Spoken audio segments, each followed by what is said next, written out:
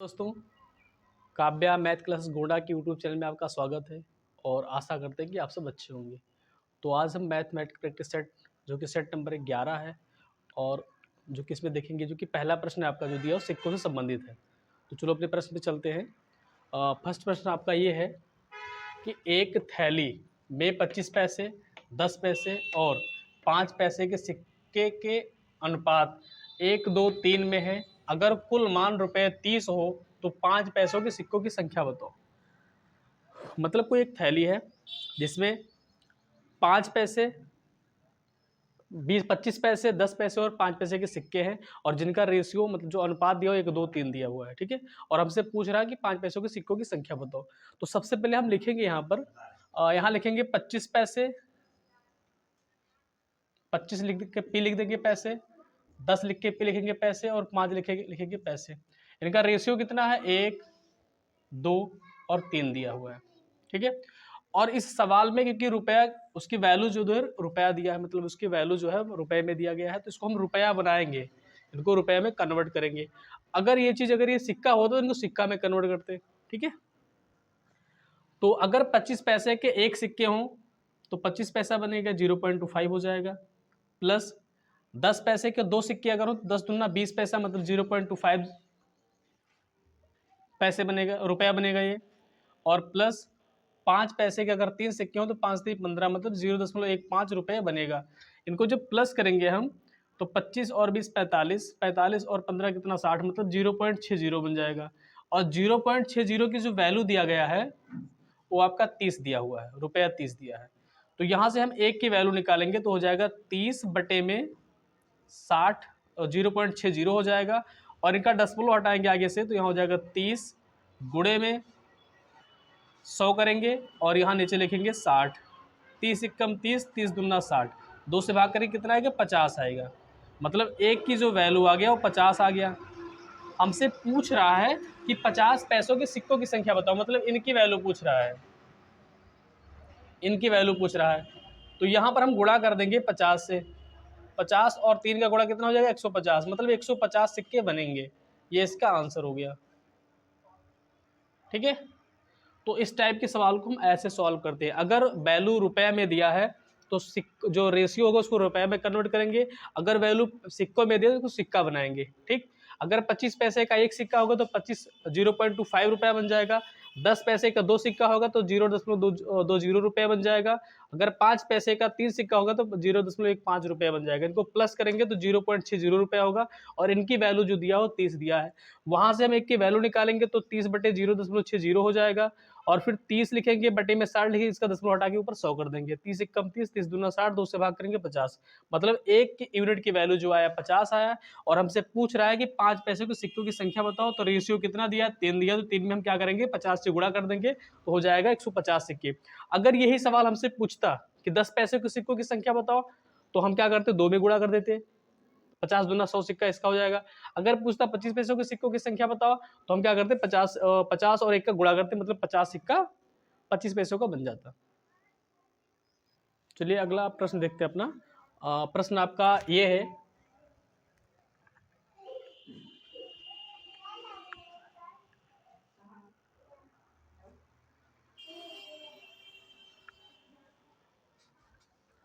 प्रश्न ये है कि सोनू की आयु और विजय की आयु का अनुपात 4:5 है।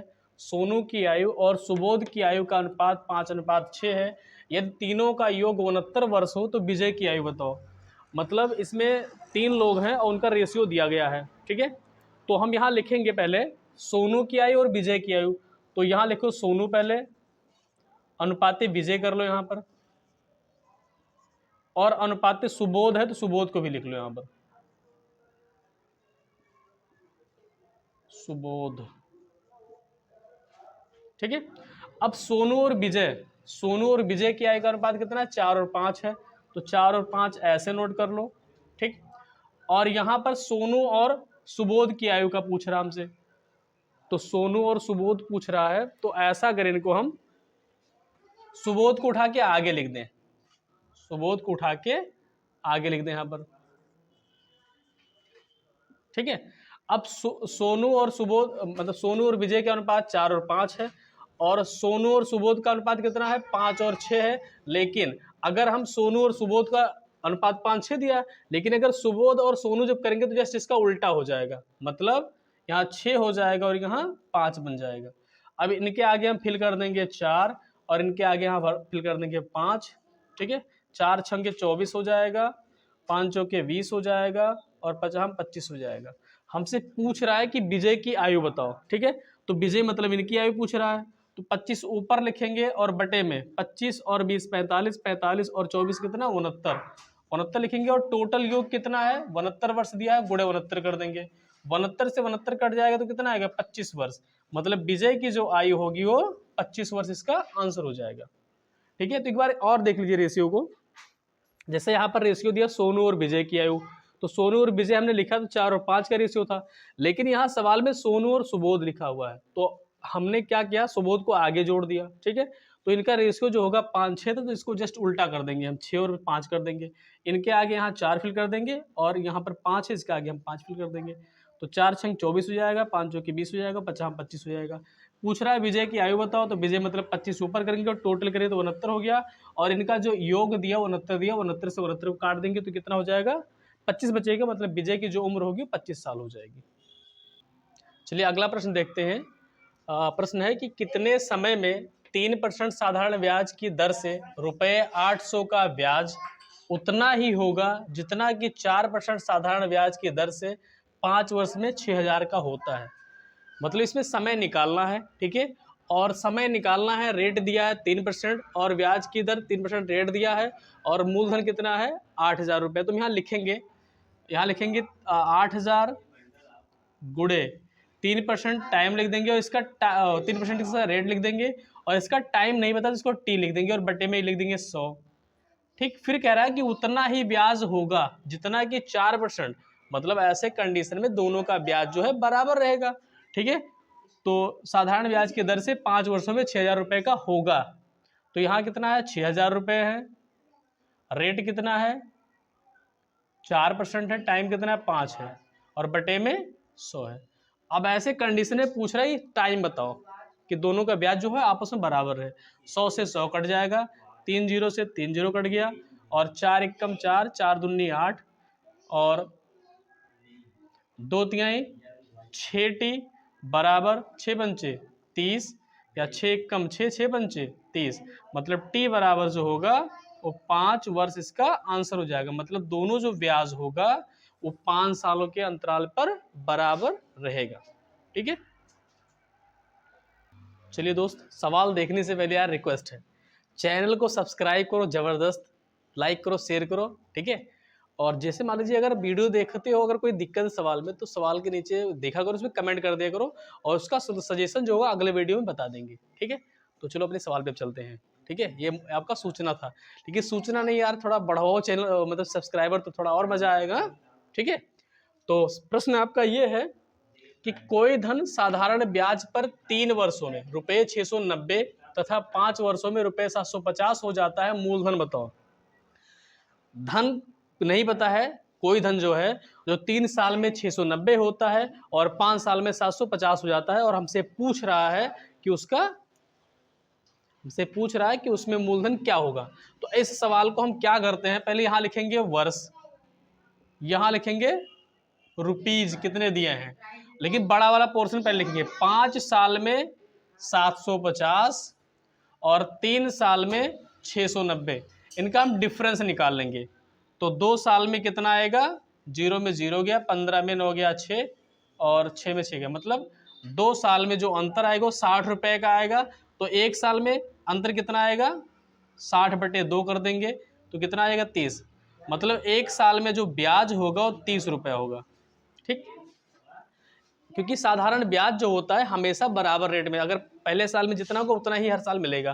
तो अगर पहले साल में 30 आ रहा है, ठीक, और हमसे पूछ रहा है मूलधन बताओ, तो चाहे आप इनकी वैल्यू यहाँ सॉल्व करके लिख दो, चाहे यहाँ, हमें मूलधन निकालना तो यहाँ लिखेंगे मूलधन बराबर 690 लिखेंगे और माइनस कर देंगे। अगर 1 साल में ब्याज 30 है तो 3 साल की बात की इनमें से घटाएंगे तो 3 साल में कितना होगा, 3 गुणे 30 कर देंगे तो यह हो जाएगा 690 माइनस 90, और 690 में से 90 घटाएंगे तो कितना, 600 रुपया जो होगा वो इसका मूलधन हो जाएगा।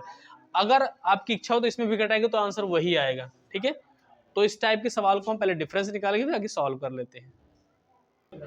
चलिए दोस्त, अगला सवाल देखते हैं अपना।